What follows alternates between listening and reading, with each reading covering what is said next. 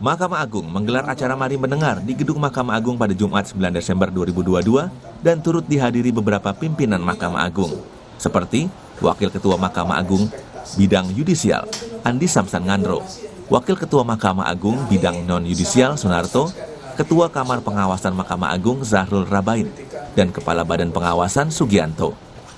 Acara dibuka dengan pengenalan setiap perwakilan media dan dilanjutkan dengan penyampaian kritik dan saran. Wakil Ketua Mahkamah Agung Bidang Non-Yudisial Sunarto menjelaskan, acara ini untuk membangun Mahkamah Agung yang lebih baik lagi ke depannya dengan masukan-masukan yang konstruktif.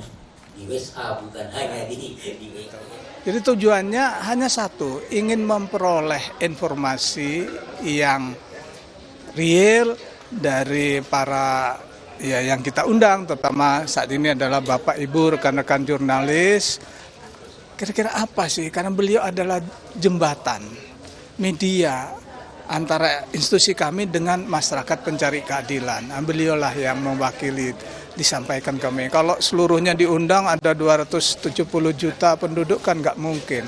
Salah satu yang mewakili masyarakat pencari keadilan adalah rekan-rekan jurnalis. Nah, kita dengar, kami mendengar, insya Allah akan kami bawa ke rapat pimpinan, kita analisis, dan kita tuangkan dalam kebijakan.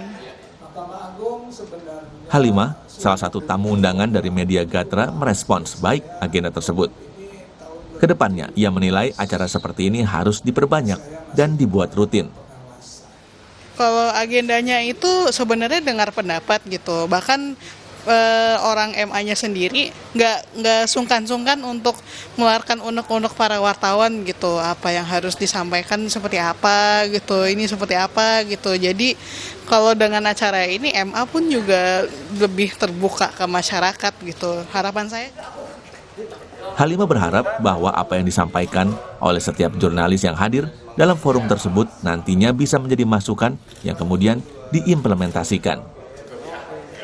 Tim Liputan Kompas TV.